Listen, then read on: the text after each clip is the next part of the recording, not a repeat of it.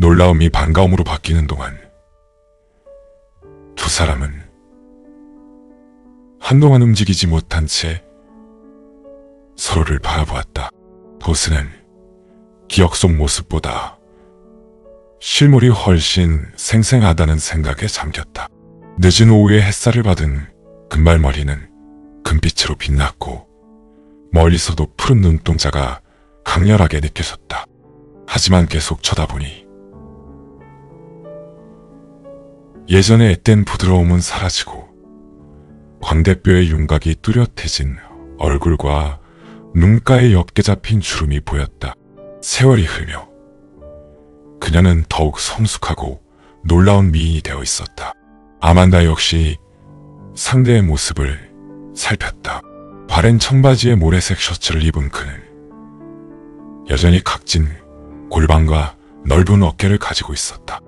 미소는 그대로였지만 10대 때보다 검은 머리의 사람이 머리를 더 길게 길렀고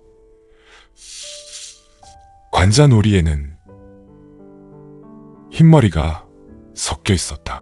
기억만큼이나 짙은 눈동자에는 예상보다 고된 삶을 살아온 사람 특유의 경계심이 서 있었다. 추억이 깃든 이곳에서 그를 마주하자 갑작스러운 감정이 밀려와 아만다는 아무런 말도 떠올릴 수 없었다. 도슨이 아만다의 이름을 부르며 다가왔다. 목소리에 담긴 경이로움. 덕분에 아만다는 그가 실제한다는 사실을 깨달았다. 그가 거리를 좁혀오자 불가능해 보였던 세월의 간극이 서서히 사라지는 기분이 들었다. 마침내 마주선 도슨이 팔을 벌리자 아만다는 아주 오래전 했던 것처럼 자연스럽게 그의 품에 안겼다.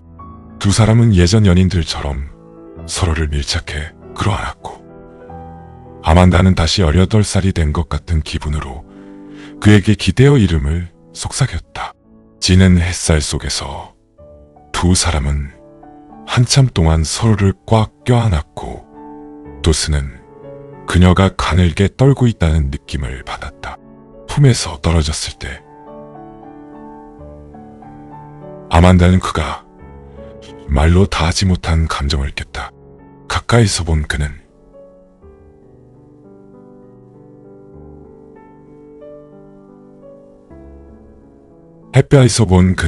햇볕 아래 오랜 시간을 보낸 사람처럼 피부가 그을리고 거칠어져 있었다. 머리숱은 아주 조금 줄어든 모습이었으며 이제는 완전히 성인 남자의 얼굴을 하고 있었다. 도슨은 아만다가 실제하는지 확인하려는 듯 그녀의 팔을 살짝 건드리며 이곳에 왜 왔는지 물었다. 그 질문에 정신이 든 아만다는 자신이 처한 상황을 되새기며 뒤로 한 걸음 물러났다. 그녀는 도슨과 비슷한 이유로 이곳에 왔을 것이라 답하며 그가 언제 도착했는지 되물었다. 도슨은 방금 막 도착했다고 답했다. 계획이 없던 방문이었지만 이끌리듯 턱스의 집으로 향했던 그는 아만다의 모습이 무척 멋지다며 감탄했다. 칭찬을 들은 아만다는 뺨이 붉어지는 것을 느끼며 그가 어떻게 자신의 위치를 알았는지 궁금해했다. 도슨은 미리 알고 온 것이 아니라 그저 들르고 싶어 왔는데 마침 앞에 세워진 차를 보았다고 설명했다. 그는 뒷마당으로 돌아오다 그녀를 발견했다는 말까지 마쳤다. 아만다가 그 말을 이어받아 자신이 여기 있었다고 확인하자 도슨은 고개를 끄덕이며 그녀의 눈을 똑바로 바라보았다. 그의 강렬한 시선에 아만다는 다시 한번 뒤로 물러나 거리를 두었다. 오해를 사고 싶지 않았던 그녀는 집 쪽을 가리키며 이곳에서 묵을 계획인지 물었다. 도슨은 집을 한번 훑어본 뒤 시내에 있는 민박집에 방을 잡았다고 답하며 아만다의 거처를 물었다. 아만다는 어머니와 함께 지내고 있다고 말했고 우아해하는 그의 표정을 보고는 아버지가 11년 전에 돌아가셨다는 사실을 덧붙였다. 도슨이 위로의 말을 건네자 아만다는 그저 고개를 끄덕였다.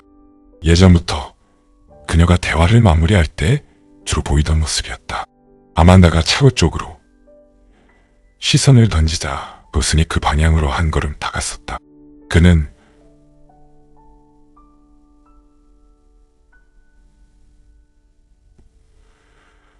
수년 동안 이곳을 보지 못했다며 들어가도 괜찮을지 물었고 아만다는 흔쾌히 허락했다.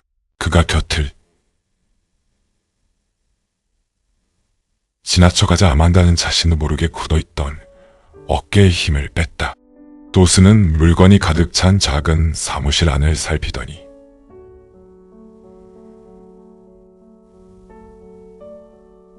작업대 위를 손으로 쓸어내리며 녹슨 타이어 레버를 만졌다.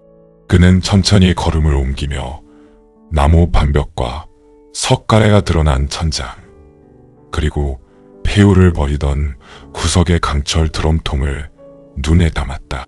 뒷벽에는 유압잭과 공구함이 놓여 있었고 그 앞에는 타이어들이 쌓여 있었다. 반대편에는 전자샌더와 용접 장비가 자리 잡았으며 페인트 분무기 근처에는 먼지 쌓인 선풍기가 세워져 있었다. 전선에 매달린 전등 아래로 온갖 부품들이 여기저기 흩어져 있었다. 도슨이 예전과 완전히 똑같다고 말하자 아만다는 여전히 약간 떨리는 몸을 가누며 적당한 거리를 유지한 채 그를 따라 차고 안으로 들어갔다. 아만다는 아버지가 도구 놓는 위치에 매우 꼼꼼하셨기에 그대로일 것이라고 답했다. 특히 말년에는 무언가를 잊어버리기 시작했다는 것을 스스로 알고 계셨던 것 같다고 덧붙였다. 도슨은 연세가 많으신데도 계속 차를 만지셨다는 사실이 믿기지 않는다는 반응을 보였다. 아만다는 아버지가 작업 속도를 많이 늦추셨으며 1년에 한두 대 정도 자신이 감당할 수 있는 일만 하셨다고 설명했다. 대대적인 복원 작업 같은 것은 하지 않으셨기에 이곳에서 차를 보는 것은 정말 오랜만이라고 덧붙였다. 도슨은 아만다가 아버지와 많은 시간을 보낸 것처럼 들린다고 말했다. 하지만 아만다는 몇 달에 한 번꼴로 배웠을 뿐이며 한동안은 연락조차 끊겼던 사이였다고 답했다. 도슨은 아버지가 보내온 편지들 속에서 아만다의 이름이 한 번도 언급되지 않았다는 점을 곱씹었다. 아만다는 어깨를 으쓱하며 아버지의 편지에 도슨의 이야기도 없었다고 맞받았다. 도슨은 고개를 끄덕이고는 다시 작업대로 시선을 옮겼다. 그는 끝부분에 가지런히 놓인 턱에 반다나를 들어올리더니 손가락으로 벤치 위를 톡톡 쳤다. 그곳에는 도슨이 새겨놓은 이니셜과 아만다의 이름이 그대로 남아있었다. 아만다는 그 아래에 영원이라는 단어가 적혀 있다는 사실을 알면서도 팔짱을 낀 채 도슨의 손을 빤히 쳐다보지 않으려 애썼다. 그의 손은 현장 노동자처럼 거칠고 강해 보였지만 동시에 가늘고 우아한 형태를 띠고 있었다. 도슨은 아버지가 떠났다는 사실이 믿기지 않는다고 나직이 말했다. 아만다 역시 동의했다. 이어 도슨은 아버지가 무언가를 잊어버리기 시작했다는 말이 무슨 뜻인지 다시 물었다. 아만다는 아버지가 연세와 흡연량을 생각하면 마지막으로 봤을 때 건강 상태가 꽤 좋았다고 답했다. 도슨이 언제 마지막으로 뵈었는지 묻자 그녀는 2월 말쯤이었을 것이라고 기억해냈다. 도슨이 스팅레이 차량을 가리키며 아는 것이 있는지 묻자 아만다는 고개를 저었다. 턱이 작업 중이었다는 사실만 알 뿐 클립보드에 적힌 메모는 차주 외에는 이해하기 어렵다며 그 위치를 알려주었다. 도스는 작업 지시서를 훑어본 뒤 차를 살피기 시작했다. 그가 보닛을 열고 몸을 숙이자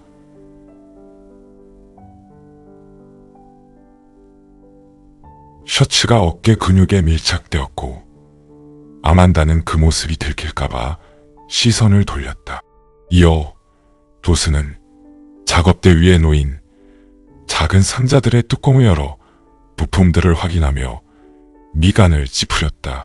이상하다는 도슨의 말에 아만다가 되물었다.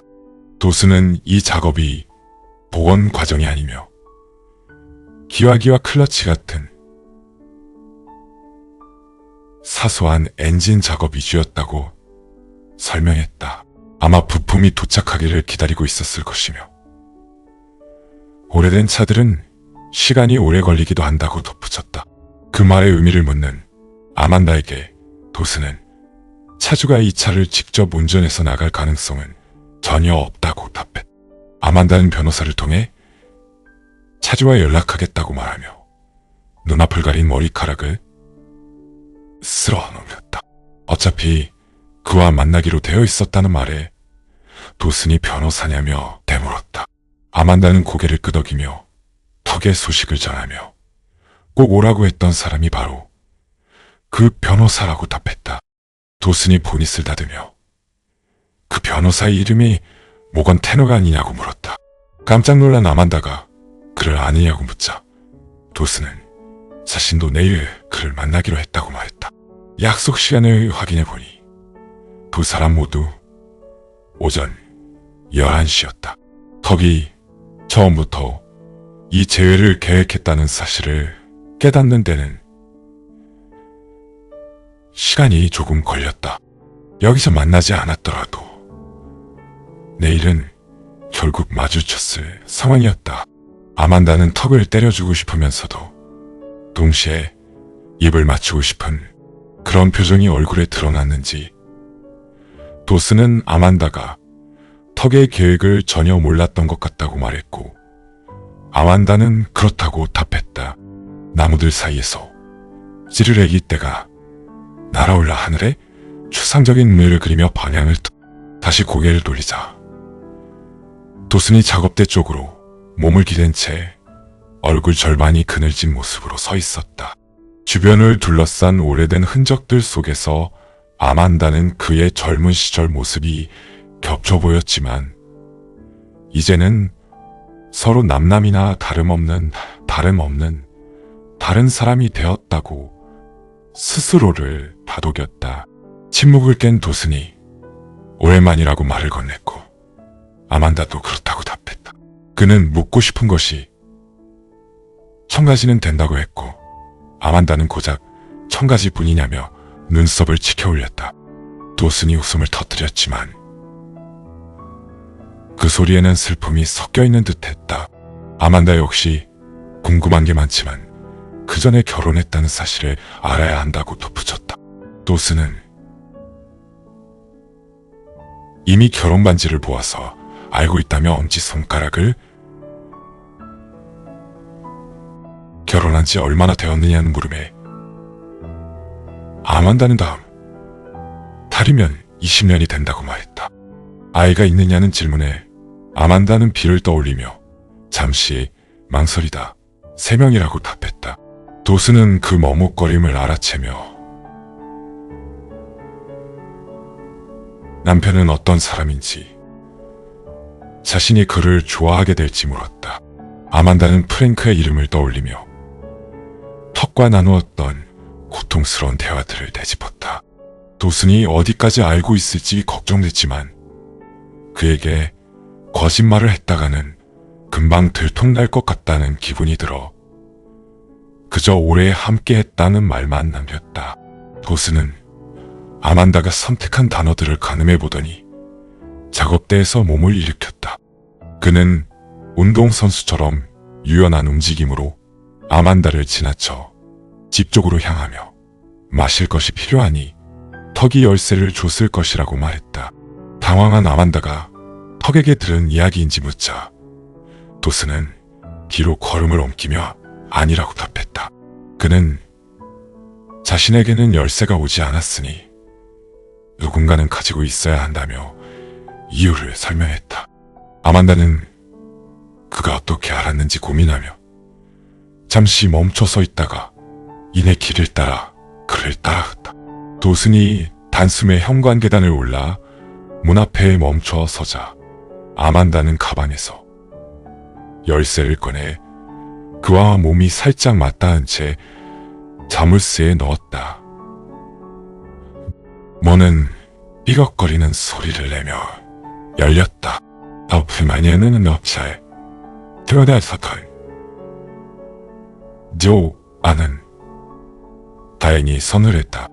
도스는 나무와 흙의 질감이 그대로 느껴지는 내부 모습이 마치 숲의 연장선 같다고 생각했다.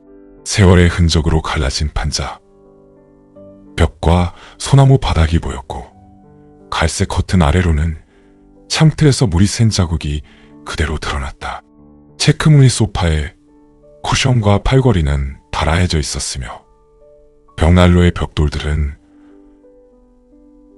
수많은 불길이 지나간 탓에 검게 그을린 채 금이가 있었다. 문 근처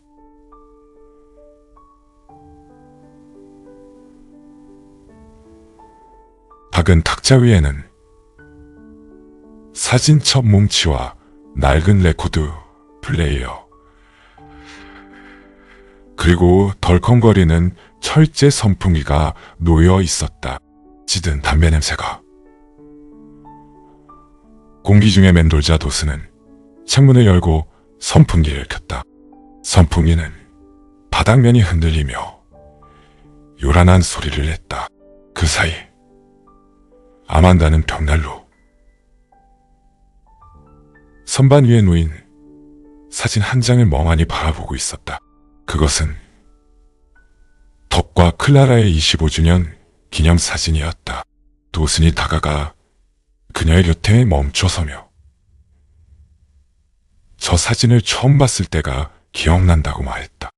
턱이 집 안으로 들여보내주기 전까지 한 달 정도 머물렀는데 그때 사진 속 여자가 누구인지 물었으며 그가 결혼했었다는 사실조차 몰랐다는 이야기였다. 아만다는 곁에서 느껴지는 그의 온기를 외면하며 어떻게 그 사실을 몰랐느냐고 되물었다. 도스는 고개를 저으며 그날 밤 이곳에 오기 전까지는 턱과 대화해 본 적이 없었기에 알 리가 없었다고 답했다. 아만다가 왜 이곳에 왔느냐고 묻자 그는 자신도 이유를 모르겠으며 턱이 왜 머물게 해줬는지 모르겠다고 답했다. 그러자 아만다는 턱이 그를 원했기 때문이라고 말했다.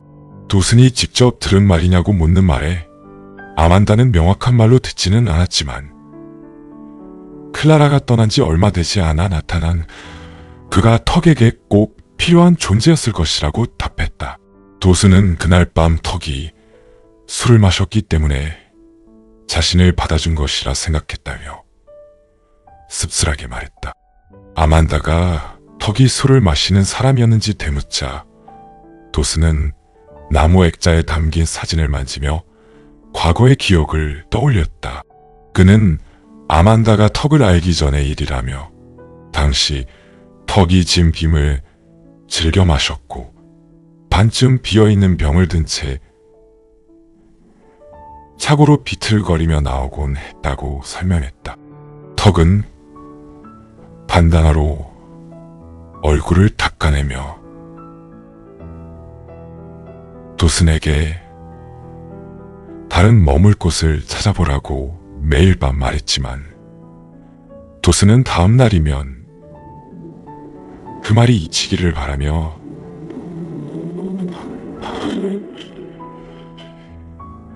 밤새 누워있어. 그러다 어느 날 갑자기 턱이 술을 끊었고 더 이상 떠나라는 말을 하지 않게 되었다는 이야기와 함께 그는 턱이 좋은 사람이었다고 말했다. 아만다는 그 말에 동의하며 자신도 그가 그립다고 답했다. 두 사람의 거리가 가까워지자 아만다는 도슨에게서 비누와 머스크 향이 섞인 냄새를 느꼈다. 너무 가깝다고 생각한 아만다는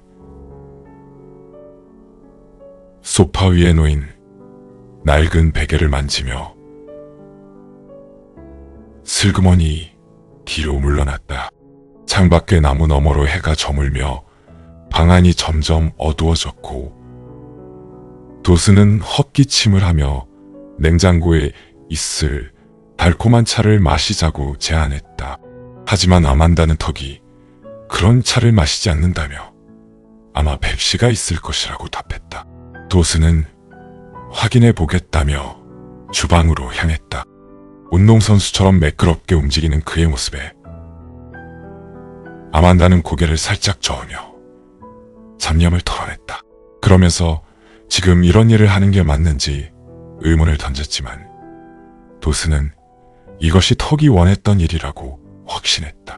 주방 역시 거실처럼 오래전 시간에 멈춘 듯했다. 전자레인지 크기만 한 토스터와 걸쇠 손잡이가 달린 투박한 냉장고가 놓여 있었고 싱크대 근처에 나무 조리되는 물대로 검게 변해 있었다.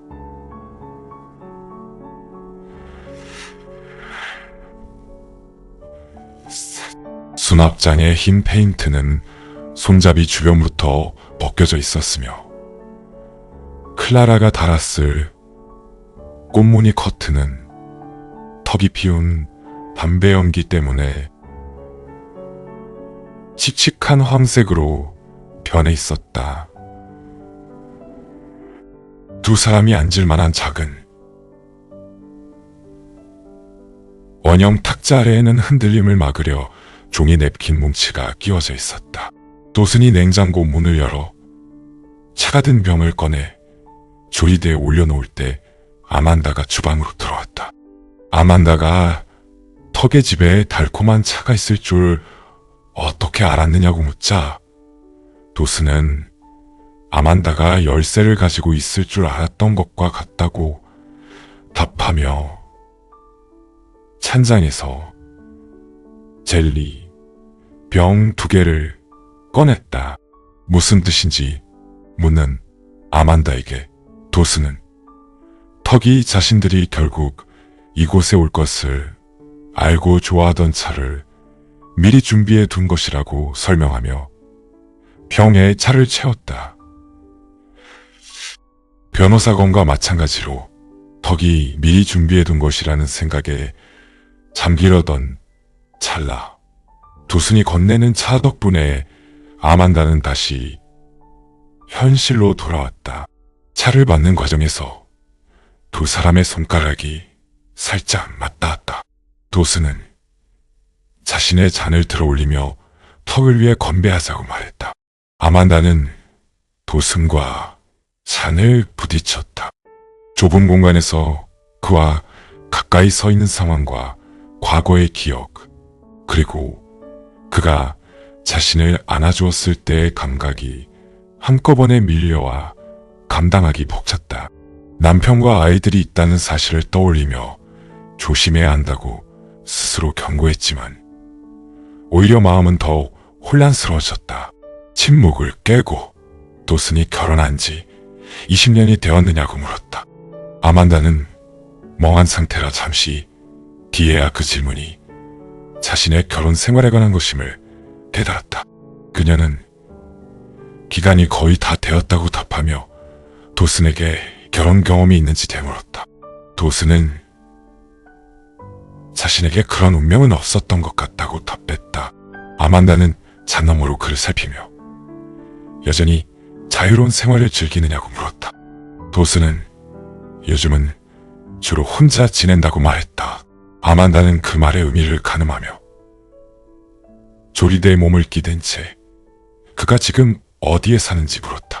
그는 뉴올리언스 외곽의 루이지애나 지역에 살고 있다고 답했다. 그곳이 마음에 드느냐는 질문에 도슨은 괜찮은 편이라고 했다. 이곳에 돌아와 보니 고향과 풍경이 얼마나 닮았는지 새삼 깨달았으며 소나무와 스페인 이끼의 양 차이를 제외하면 두 곳의 구분이 어려울 정도라고 덧붙였다. 아만다는 악어가 있다는 점이 다르지 않겠느냐고 대꾸했다. 도스는 옅은 미소를 지으며 아만다에게 요즘은 어디에 사는지 물었다. 아만다는 결혼 후 더럼에 머물고 있다고 답했다. 도슨이 어머니를 뵙기 위해 1년에 몇 번씩 이곳을 찾느냐고 묻자 아만다는 고개를 끄덕였다. 아버지가 살아계실 때는 아이들 때문에 부모님이 더럼으로 오셨지만 아버지가 돌아가신 뒤로는 상황이 달라졌다. 어머니가 운전하는 것을 싫어하시기에 이제는 아만다가 직접 이곳으로 와야 했다. 아만다는 음료를 한 모금 마시고는 테이블 쪽으로 고개를 까닥였다. 발이 너무 아프다며 자리에 앉아도 괜찮을지 물었다. 도수는 편하게 앉으라고 답하며 자신은 하루 종일 비행기에 갇혀 있었기에 잠시 서 있겠다고 했다. 아만다는 잔을 든 채 테이블로 향했고 그 과정에서 도슨의 시선이 느껴졌다. 자리에 앉으며 아만다는 그가 루이지애나에서 무슨 일을 하는지 물었다. 도슨은 석유 시추선에서 시추공을 돕는 대리캔드로 일한다고 설명했다. 시추 파이프가 엘리베이터를 통해 잘 드나들도록 안내하고 연결 상태를 확인하며 펌프가 제대로 작동하는지 살피는 일이었다. 시추선에 가본 적이 없는 사람에게는 설명하기 어렵고 직접 보여주지 않으면 이해하기 힘들 내용일 것이라고 덧붙였다. 자동차 수리일과 거리가 멀어 보인다는 말에 도스는 생각보다 비슷하다고 답했다. 결국 엔진과 기계를 다루는 일이며 쉬는 날에는 여전히 차를 만진다고 덧붙이며 패스트백의 상태가 아주 좋다는 소식을 전했다. 아만다가 그 차를 아직 가지고 있느냐고 묻자 도스는 미소를 지으며 애정을 드러냈다.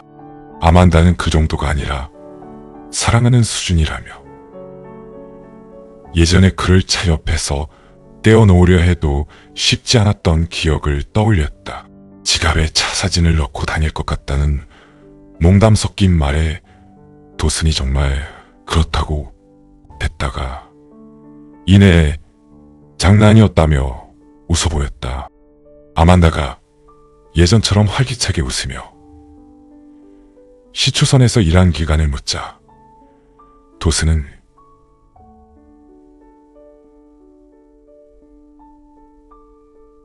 14년이 되었다고 말했다. 그는 루스타바웃으로 시작해 러프넥을 거쳐 지금의 데이캔드 자리에 오게 된 과정을 설명했다. 아만다는 그 직급의 순서를 천천히 되뇌었다. 바다 위에서는 그들만의 언어를 쓴다며 도스는 낡은 조리대 상판에 새겨진 홈을 무심하게 만지작거렸다. 그는 아만다가 예전에 교사가 되고 싶어 했던 기억을 떠올리며 지금은 무슨 일을 하는지 물었다. 아만다는 음료를 한 모금 마시고는 고개를 끄덕였다. 1년 정도 교사 생활을 했지만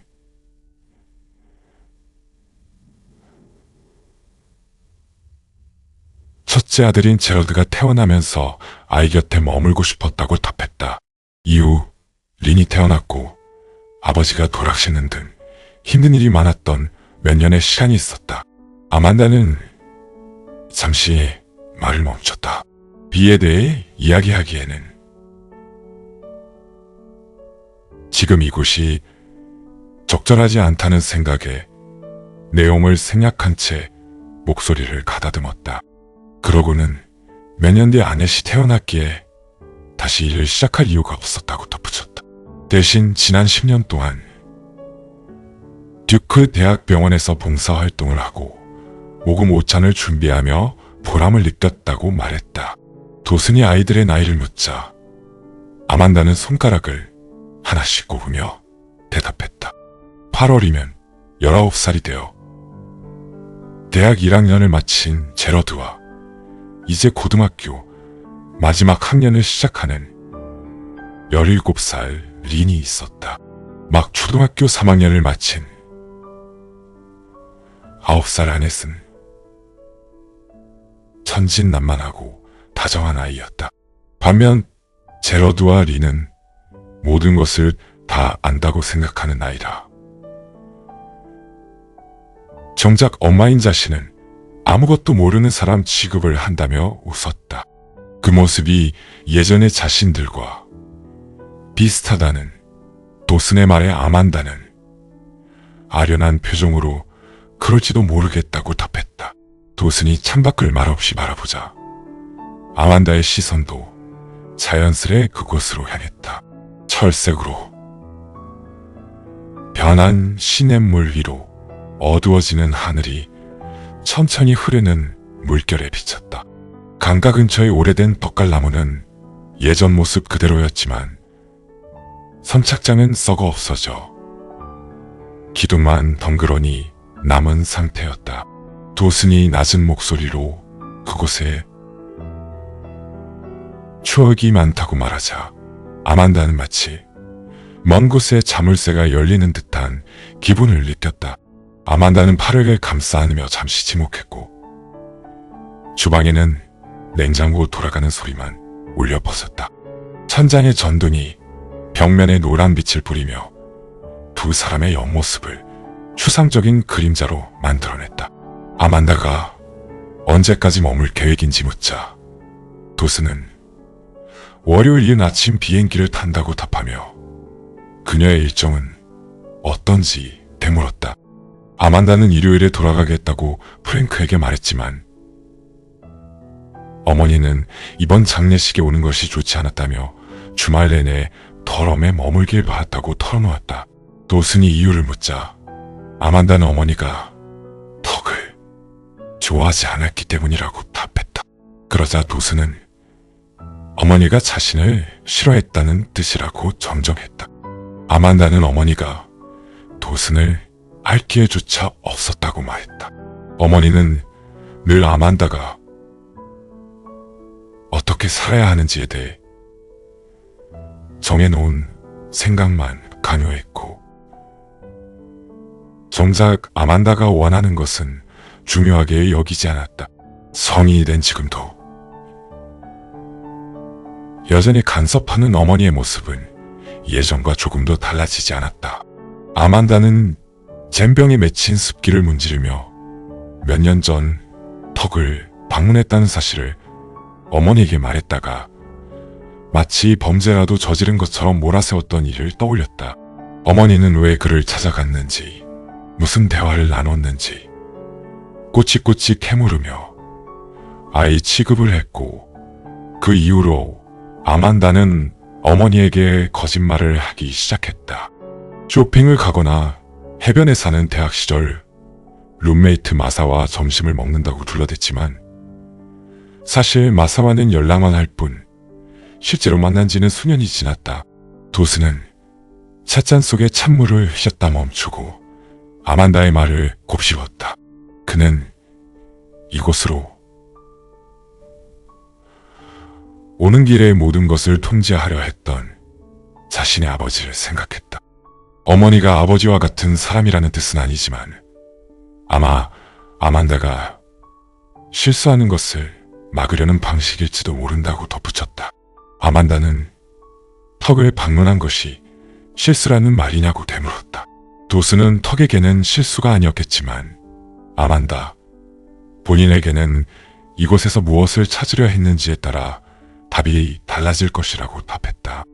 순간 아만다는 방어적인 기분이 들었지만 이내 두 사람이 아주 오래전에 공유했던 대화 방식임을 깨달았다. 서로에게 도전적인 말을 던지며 다툼으로 이어지곤 했던 그 패턴이 그리웠다. 싸움 그 자체보다도 그런 갈등 뒤에 반드시 따라왔던 신뢰와 용서가 그리웠던 것이다. 결국 두 사람은 언제나 서로를 용서해왔기 때문이다. 아만다는 그가 자신을 시험하고 있다는 의심이 들었지만 그냥 넘기기로 했다. 그러더니 스스로도 놀랄 만큼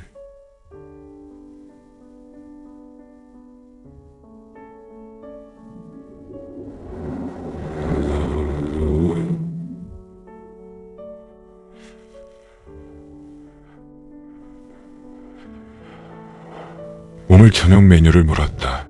상대방은 특별한 계획이 없다며 이유를 되물었다. 아만다는 냉장고에 스테이크가 있으니 여기서 먹자고 제안했다. 어머니에 대해 묻는 말에 그녀는 시작이 늦었다고 전화를 하겠다고 답했다.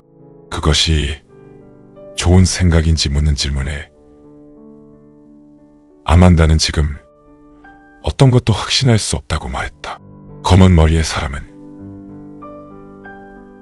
아무 말 없이 유리잔을 엄지손가락으로 긁으며 그녀를 살폈다. 그는 고개를 끄덕이며 고기가 상하지 않았다면 스테이크를 먹자고 동의했다. 아만다는 월요일에 배달된 것이라며 뒷마당에 그릴이 있으니 준비해달라고 덧붙였다.